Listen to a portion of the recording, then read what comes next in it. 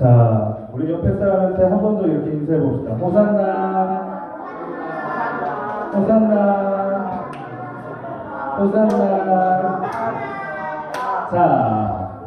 자, 여기서 문제. 호산나의 뜻은 뭘까요?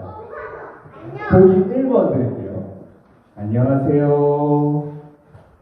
그리고 두 번째, 밥 먹었니? 세 번째, 도와주세요. 네 번째, 안녕히 계세요.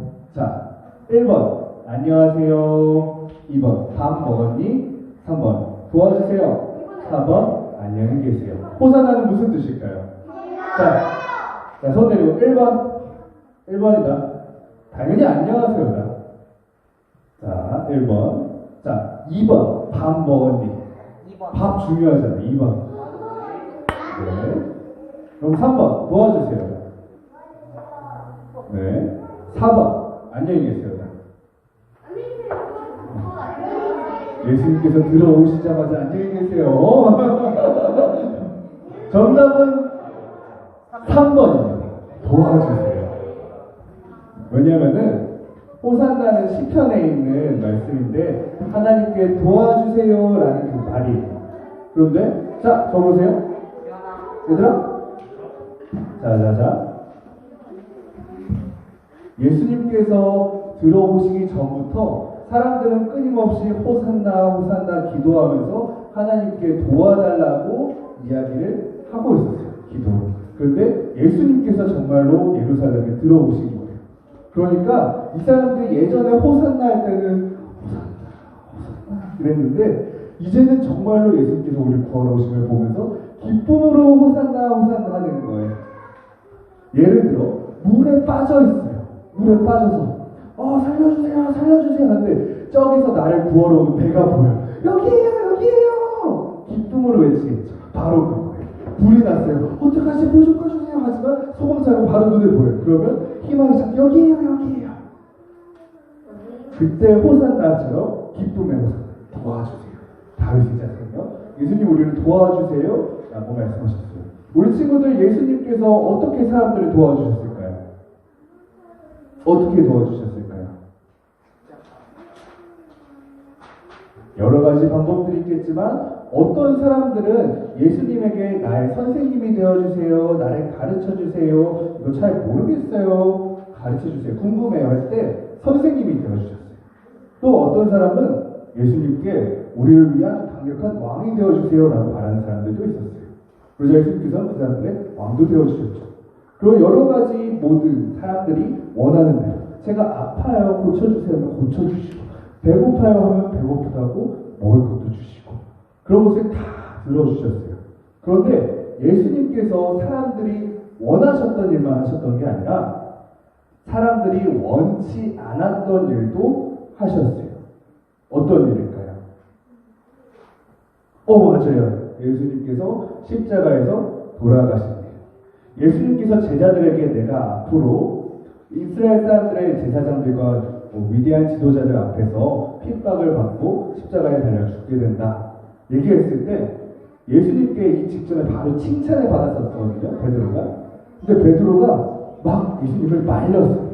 아니 예수님 십자가에 못 박혀 죽으시면요 앞으로 선생님도 못 돼줄 거고요, 왕도 못 될 거고요, 병도 못 고쳐줄 거고요, 배고플 때 먹을 수도 없을 거예요 라면서 예수님을 말렸어요.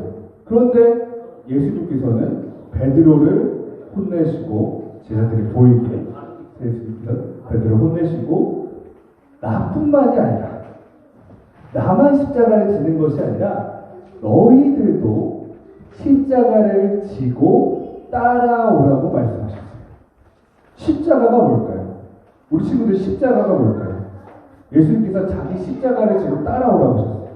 그럼 우리 친구들 지금부터 내 키에 딱 맞는 십자가를 만들면 될까요? 나무 십자가? 그리고 지고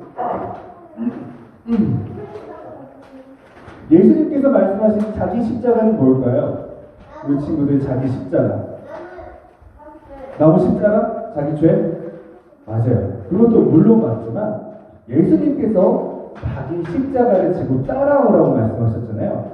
그렇다면 예수님께서는 예수님의 죄 때문에 십자가를 지셨을까요? 예수님께서는 예수님의 죄 때문에 십자가를 지신 게 아니죠. 다른 사람들의 죄를 지고 십자가를 지셨어요. 그런데 죄라는 것이 단순히 그 죄만 하는 것이 아니라 하나님과 사람들과의 관계를 생각한다면 죄는 그저 걸림돌이었던 거예요. 예수님께서 하셨던 것은 십자가에 죽으심으로써 죄를 없애주셨지만 왜 그랬느냐? 사람들과 하나님과의 사이에 죄 때문에 막혀있는 것을 뚫어주시는 거예요. 뚫어뻥. 그것으로 인해서 하나님과 사람과의 사이가 화해되었어요. 그리고 예수님은 하나님과 세상이 화해할 뿐만 아니라 사람들과 사람들 간에도 하나님의 자녀로서 한 가정이 되게 하시면서 사람들 사이도 화해시키셨어요. 예수님께서 지셨던 십자가는 이거였어요. 사람들은 그것을 원치 않았어요. 얘랑 나랑 원수 시간인데 화해하고 싶지 않습니다. 사랑하고 싶지 않습니다. 얘보다는 내가 더 잘 살고 싶습니다. 많은 사람들이 그렇게 생각했지만 하나님께서 예수님을 부르신 것은 너가 세상과 나를 화해시키고 사람들과 사람들을 화해시켜라. 이게 바로 예수님께서 지고 가셨던 십자가예요. 우리 친구들도 앞으로 짊어져야 할 십자가입니다. 무엇인가요? 화해시킵니다. 제가 초등학교 딱 여러분 말할 때 5학년 때예요. 5학년 때 학교 운동장에서 있었던 일입니다. 친구 제일 키 큰 친구 하나가 키가 제일 작은 친구 하나가 운동장에서 막 싸우고 있었어요. 작은 애는 넘어지는데 다시 막 점프해서 발 차고 막 목 잡고 막 그런 식으로 싸우고 있었거든요. 그러고 나서 싸움이 끝나고 나서 교실에서 발바닥을 맞은 사람이 딱 한 명 있었는데 누구였을까요? 맞아요. 바로 옆에서 축구하고 있던 제가 발바닥을 맞았습니다. 왜 맞았을까요? 맞아요. 왜 이렇게 잘 알아요? 혹시 과거 봤어요? 제가 발바닥을 맞았던 이유는 그 선생님이 저한테 발바닥을 때렸던 이유는 제가 축구하면서 애들은 원래 싸우면서 커.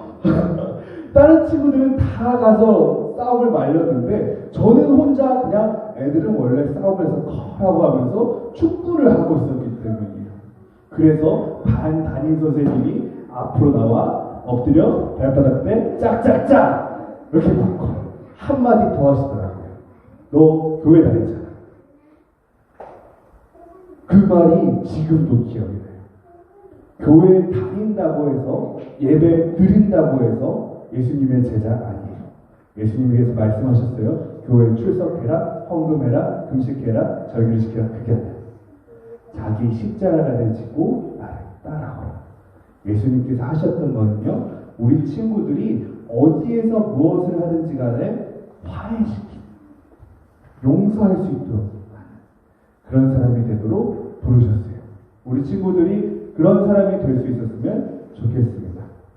나만 좋은 사람, 나만 착한 사람이 아니라 내가 있는 곳이 하나님과 화해할 수 있도록 내가 만나는 사람들이 하나님과 사람과 화해할 수 있도록 고마워요. 우리 친구들이 그런 친구들이 될 수 있었으면 좋겠어요.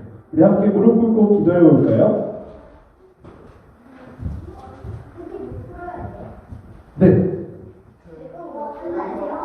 기도하고 예배 마치고 설명할게요. 자,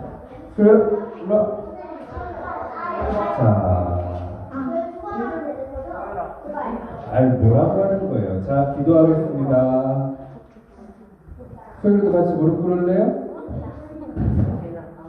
자, 기도할게요, 우리 친구들. 자, 하나님 감사합니다. 우리 친구들을 십자가를 지도록 불러주셔서 감사합니다.